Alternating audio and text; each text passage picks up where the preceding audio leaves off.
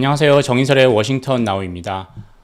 인플레이션을 축구에 한번 비교를 해보면 이제 인플레이션과의 전쟁은 후반전입니다. 후반전 그것도 막바지에 접어들었다라고 할 수 있겠죠. 전반전은 다 아시는 것처럼 순발력, 스피드가 중요했죠. 근데 후반전엔 뭐니 해도 단연코 체력과 지구력이 앞선 사람이 승리하게 됩니다. 결정적인 변수라는 거죠. 금리를 더 빨리 올리느냐보다 이제는 얼마나 오랫동안 높은 수준을 유지하느냐가 후반전의 핵심 관건입니다. 결국 막판까지 잘 버티느냐가 변수인데 자칫 후반전으로 안 끝나고 인저리 타임이 더 길어질 수도 있고 아니면 연장전, 더 나아가서 페널티킥까지 갈 것을 각오해야 합니다. 깔딱고개, 정상에 오르기 전 9분 능선쯤에 있는 이런 깔딱고개, 숨이 깔딱깔딱하는 그 깔딱고개 하나만 넘으면 또 하나의 깔딱고개가 나오고 또 다른 또 깔딱고개가 기다리고 있을지 모르기 때문에 계속해서 연장전 페널티킥까지 갈 수 있다라는 거죠. 다행히 그동안 몰아치던 분쟁 강풍이 조금은 멎고 있습니다. 연이어 중동발 평화의 바람이 불고 있죠. 이 사람 누구죠? 사우디의 모함메드 빈 살만 왕세자입니다. 해묵은 앙숙 관계가 풀리면서 분쟁 비용이 줄어들고 있기 때문인데요. 인플레라는 더위도 일단 한풀은 꺾였습니다. 온도가 더 이상 올라가진 않고 있죠. 더 올라갈 수도 있지만 그럴 가능성은 좀 낮아지고 있죠. 그러나 이제 고온 탓에 그동안 잠잠했던 산불, 하와이가 대표적이죠. 여기저기서 발생하고 있습니다. 산사태도 막 일어나고 있습니다. 깔딱고개에서 버티는 체력은 강해졌는데 자연재해, 기후변화로 인한 자연재해는 멈추고 있지 않습니다. 인플레와의 전쟁에서도 마찬가지입니다. 그래서 깔딱고개에선 인플레이션을 중심으로 이번 주 주요 일정과 이슈를 한번 살펴보겠습니다. 철천지 원수들이었죠. 앙금을 해소하고 있습니다. 외나무 다리가 아니라 협상 테이블에 앉았습니다. 평화 선언을 계속하고 있죠. 대표적인 게 누구죠? 사우디와 이란이 지난 3월에 중국 중재로 튀르키예까지 껴서 중국 중재로 7년여 만에 2016년에 대사관 철폐하고 없애고 그랬는데 이제 관계를 정상화하고 지난달에 서로 대사관 영사관 만들고 있습니다. 이번에는 미국이 힘을 쓴 덕분에 사우디와 이스라엘이 국교 정상화를 눈앞에 두고 있습니다. 월스트리트저널이 보도를 했었죠.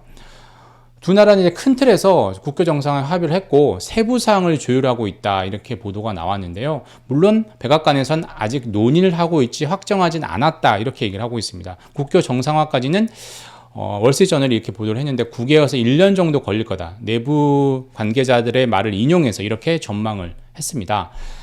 남아있는 건 이거라는 거죠. 사우디와 이스라엘이 국교 정상을 하면 미국은 이스라엘에 대한 지금 사법부에 무력화를 하려고 하는 현 정부에 대해서 인정해준다 만다 이런 말들이 있는데 이 네타냐후 총리에 대해서 합법성을 좀 어느 정도 묵인을 해주고 사우디에 대해서는 무엇을 줄지가 관건으로 지금 알려지고 있는데 아마도 약간 이제 정통성 부분에 있어서 상당히 어떤 갈증이 있으니까 그 빈살만 왕세자가 그 부분에 대해서 약간 채워줄 수도 있지 않냐 이런 전망이 나오고 있습니다. 일단 사우디와 이란 사이2, 사우디와 이스라엘 이 사이가 앙숙 관계가 조금씩 좋아지고 있다라는 거고요. 또 이런 상황에서 미국과 이란 관계도 해빙 분위기가 확산되고 있죠. 미국과 이란은 각각 자국 내 수감자 5명을 서로 풀어주고 그리고 여기에 한국도 끼어 있죠. 한국 내 묶여있던 이란 자금을 해제해주기로 했습니다. 결국 이로써 이란이 한국에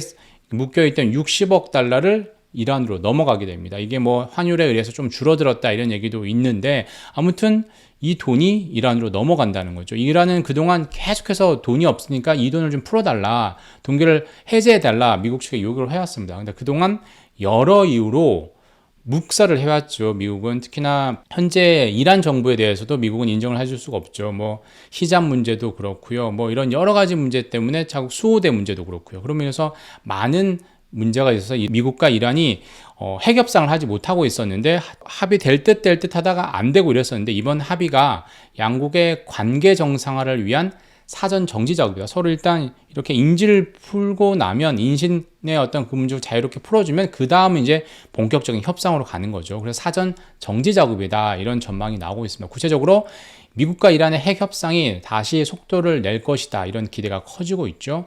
재선에 도전하고 있는 바이든 대통령 요즘 하고 있는 거 뭐죠? 자기 건강하다. 나 80대지만 아주 건강하다. 이런 모습들을 많이 보여주고 있잖아요. 특히 자전거 타는 모습 이런 것도 많이 보여주고 있는데요. 재선에 도전하는 바이든 대통령 입장에서 중동 평화는 거의 필수에 가까운 재료입니다.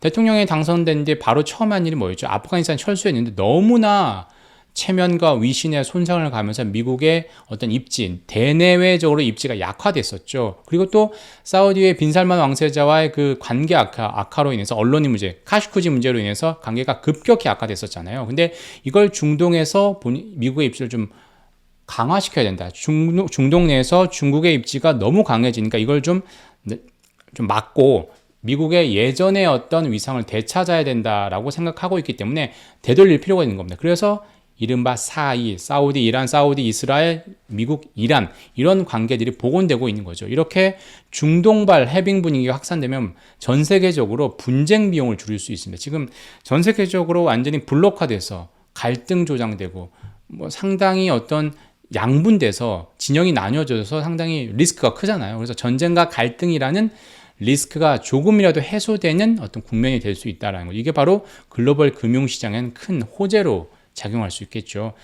중동발 호재는 계속 나오고 있는데 더 큰 분쟁은 아직까지는 풀릴 기미가 보이지 않고 있습니다. 어디죠? 예, 흑해입니다. 전 세계 원유와 곡물이 이쪽을 통해서 우크라이나와 러시아에 있는 곡물이 여기서 통해서 튀르키예 이쪽 베스포러스 해협을 통해서 이렇게 나가는데 이게 원래 흑해 곡물 협정이었잖아요. 이걸 막았다. 러시아가 인정을 하지 않고 파기를 한 거죠. 그래서 러시아와 우크라이나의 전쟁이 이 수출항이 몰려있는 흑해 지역으로 확전이 되고 있는 겁니다.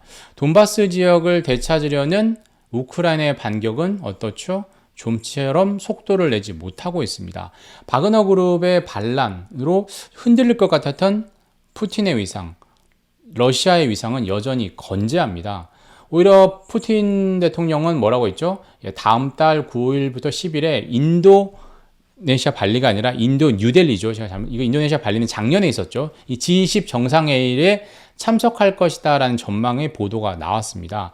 우크라이나 전쟁 이후 사실상 처음으로 명실상부한 서방 국가들과 함께하는 국제 외교 행사에 참석을 하는 건데요. 아직까지는 확정되지 않았습니다. 푸틴 대통령도 내년 3월에 뭐가 있습니까? 민주국가든 권위주의 국가든 선거가 가장 중요하죠. 러시아 대선이 있습니다. 그걸 앞두고 이제 러시아 국민들 전쟁에 대한 반전 여론이 상당히 커지고 있잖아요. 좀 달랠 필요가 있습니다. 세계 무대에, 외교 무대에 다시 나설 필요성이 있다는 거죠. 이것도 크게 보면 데탕트 분위기의 한 부분이라고 볼 수가 있겠죠. 더 큰 또 분쟁은 뭡니까? 미중 갈등이잖아요. 우선 지난달 말에 미중 고위급 회담이 재개가 됐습니다. 상황 관리는 하고 있습니다. 상황 악화는 막고 있는 거죠. 그리고 지난 10일에 미국이 대중국 아웃바운드 투자 제한 조치를 내놨습니다. 그런데 그때 약간의 미세한 변화가 있었죠. 작년 10월에 반도체 수출 통제할 때는 모든 걸 다 막았습니다. 다 안 돼. 했는데 이번에는 투자 제한 조치는 상당히 훨씬 규제 강도가 약했습니다. 뭐 반도체, AI, 퀀텀에 대해서 안 되는 것만 이렇게 좀 정하고 나머지는 된다 이런 분위기인 거죠. 그리고 그것도 상당히 시일을 두고 최소한 빨라도 내년이 될 거고 앞으로 이해관계자들의 말을 계속 듣겠다 이런 얘기를 했었죠. 그래서 해빙 분위기를 조금은 느낄 수 있는 거예요. 그래서 수위 조절을 했다 이런 평가가 나오는 거고요. 그렇지만 그렇다고 해서 미중 갈등, 미중 대결 구도가 없어지느냐?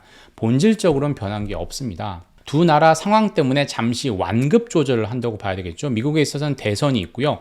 중국 입장에서는 어떻습니까? 이제 시진핑 3년이 끝났고요. 침체 일로에 있는 경제가 문제잖아요. 이런 상황에서 미국과의 대결 구도, 서방 세계와의 어떤 고립 이런 게 상당히 부담스러운 거죠. 경제 부흥, 경제 부활을 위해서 뭔가를 해야 됩니다. 그래서 미국과 유럽이라는 시장을 잃어버렸잖아요. 이걸 좀 어떻게든 찾아야 되고 다른 시장을 또 찾아야 됩니다. 외국인 자금이 중국에서 쑥쑥 지금 썰물처럼 빠져나가고 있는데요. 이런 위기 속에서 다른 활로도 모색을 해야 됩니다. 그래서 이번에 한국을 비롯한 주요 국가들의 단체 관광, 해외 관광에 대해서 빗장을 풀었잖아요. 그래서 서로 교류하겠다. 미국, 중국으로 들어오는 돈도 좀 들어오게 하고 중국인들의 어떤 불만도 좀 무마할 필요가 있다라는 거. 그래서 빗장을 풀었다라는 거고요. 미국도 대통령 재선에 있어서 인플라의 전쟁은 이거에 승리하는 것은 필수 불가결한 요소입니다. 중국 리스크를 계속 키울 수만은 없습니다. 중국과 러시아가 또 밀착하고 있잖아요. 이 부분에 대해서 공화당이 계속 공격을 하니까 이걸 용납할 수만은 없는 거죠. 그래서 디리스킹에 충실하게 해서 상황 관리를 하는 겁니다. 세계 시장인 미국이 세계 공장이었던 중국 없이 살기 위해서 이제 미국 내 공장을 많이 짓고 있죠. 그렇지만 이게 단기간 내 완성할 수는 없잖아요. 그래서 차근차근히 해나가는데 그 과정에서 중국과의 관계도 더 이상 최악으로 가면 안 되겠다고 상황 관리하는 게 어떤 대탕트의 여러 부분 중에 하나라는 거죠. 그럼에도 미국은 더 중요한 건 우방국가 동맹국가의 관계입니다. 계속해서 블록을 중국을 고립시키면서 대중국에 대한 블록 범위를 넓혀나가고 있습니다. 그게 이제 대표적인 곳이 아시아 태평양 지역인 거죠. 그래서 오늘 17일부터 17, 18, 19 미국 캠프 데이비드 한국 여기에서 이제 워싱턴 DC 근교죠. 그 별장에서 한미일 정상회의가 열립니다. 다자회의가 아닌 이 3국 정상이 단독으로 만난 건 처음이라고 하는데 이게 뭐 완전히 정례화될 수 있다 이런 예상들이 나오고 있습니다. 여기서 또 하나 한미일 간의 어떤 우방 간의 관계를 굳건히 하겠죠. 이 부분과 관련해서 금융시장도 어떻게 좀 반응을 할 수가 있고요. 그리고 이제 미국 중앙은행 내에서만 봐도 분쟁 리스크가 조금은 줄어들고 있습니다. 매파와 비둘기파, 특히 매파의 입김, 매파의 목소리가 상당히 강했었는데 최근 들어 비둘기파의 목소리가 좀 커지고 있죠. 비둘기로 아예 전향하는 인사들을 누르고 있습니다. 존 윌리엄스, 페드 내 3인자, 뭐 사실상 2인자 이렇게까지 얘기하는데 뉴욕 연은 총재가 지난 7일에 이런 얘기를 했었잖아요. 인플레가 올바른 방향으로 가고 있고 내년쯤엔 금리를 인하할 수 있다. 금리 인하도 물가 목표치 2%가 돼야지만 되는 게 아니다. 실질금리가 올라가면 즉 물가 상승률이 명목금리, 페드의 금리, 기준금리보다 높으면 실질금리가 높아지는 거기 때문에 기준금리를 인하할 수 있는 여건이 된다. 이렇게 언급을 했었죠. 파월 의장이 지난달 FOMC 때부터 실질금리 부분을 계속 얘기했던 것과 거의 같은 맥락이라고 할 수가 있습니다. 그리고 올해 FOMC 투표권이 있는 패트릭 하커 필라델피아 연은 총재도 확실한 비둘기가 됐죠. 9월 FOMC가 있을 때까지 놀라운 다른 데이터가 나오지 않는다면 인내심을 갖고 기다리겠다. 금리를 올리지 않고 앞으로 긴축의 어떤 시차 이런 걸 보겠다라는 얘기를 한 거죠. 9월 금리 동결은 거의 기정사실처럼 되고 있어서 금리 선물 시장에서 금리 동결할 가능성이 90%를 넘고 있잖아요. 그래서 금리 인상 사이클이 이미 끝났다 이렇게까지 얘기를 하고 있습니다. 그래서 전체적으로 보면 민주당이 임명한 페드 이사진 이 네 사람이죠. 리사 쿡, 그다음에 마이클 바, 필립 제퍼슨 그리고 제롬 파월 의장은 중립, 약간의 중간에 서 있고요. 이제 그 외에 공화당이 임명한 페드 이사진 2명이죠. 미셸 보우만, 크리스토퍼 월러 이 2명 3대 2에서 캐스팅 보트를 제롬 파월 의장이 가지고 있다는 거죠. 7명의 이사진 중에 3명이 비둘기고 2명이 메이고 파월이 그 중간 매둘기 정도라는 거고요. 그 외에 이제 올해 FOMC 투표권이 있는 5명의 지역은행 인사 누가 있는지 매년 헷갈리잖아요. 3년마다 2년마다 돌아가는데 올해는 미시시피의 달이라고 외우면 됩니다. 이거 제가 그냥 외우기 좋게 한번 만들어 봤는데요. 미니애폴리스, 닐 카시카리 원래 메였지만 지금 완전히 비둘기로 돌아섰죠. 그리고 시카고, 오산 굴스비 시카고 연은 총재, 필라델피아, 패트릭 하커 필라델피아 연은 총재, 그리고 로리 로건 달라스 연은 총재. 이 사람이 여긴 중립으로 분류를 해놨지만 사실상 매에 가깝고 나머지 4명은 완전히 비둘기 내지는 중립에 있다라고 할 수가 있겠죠. 그리고 그 외에 올해 투표권이 없는 지역 연은 총재들은 상대적으로 매에 가깝습니다. 제임스 블러드 연은 총재는 이제 그만두죠. 로레타 메스터 매가 들어가잖아요. 로레타 메스터 클리블랜드 연은 총재가 대표적이죠. 나머지 토마스 바킨 리치몬드 연은 총재, 메리 데일리 샌프란시스코 연은 총재 이런 사람들이 약간 매에 가깝고 레피엘 보스틱 애틀란타 연은 총재는 오히려 비둘기에 가깝죠. 이 분류에는 좀 저는 안 맞다고 보는데 대체적으로 보면 공화당이 임명한 연준 페드 이사 그리고 올해 투표권이 없는 지역 연은 총재들이 대체적으로 매고 나머지 민주당이 임명한 페드 이사와 올해 투표권이 있는 지역 연은 총재는 오히려 비둘기가 많다 이렇게 볼 수가 있는 거죠. 이런 상황에서 그래도 여전히 이견이 많습니다. 겉으로 결정은 만장일치로 나오지만 속을 들여다보면 사람들의 생각이 페드의 이사진과 지역 연은 총재들 생각이 제각각이라는 거죠. 그래서 결정문만 봐서 매번 FOMC 때 나오는 결정문만 봐서는 이 다양한 견해를 볼 수 없습니다. 그래서 그 부족한 점을 좀 내막을 보려면 FOMC 의사록을 봐야 되는 거죠. 그래서 16일 오후 2시 한국 시간으로 17일 새벽 3시에 나온 FOMC 의사록을 통해서 이런 페드 인사들의 여러 의견과 속내를 조금은 좀 자세히 볼 수 있으면 앞으로 9월, 11월 어떻게 될지를 조금은 예상하는 데 도움이 될 것 같습니다. 최근 들어서 계속 주연과 조연이 뒤바뀌고 있죠. 근원물가 원래 주연이었던 인플레였던 주연이었던 근원 물가가 잠잠해지니까 조연이었던 헤드라인 물가가 튀어오르고 있죠. 그리고 전쟁 등의 영향으로 한때 너무나 잠잠했던 유가와 곡물가가 엑스트라급이었는데 이제는 주연급으로 부상을 했죠.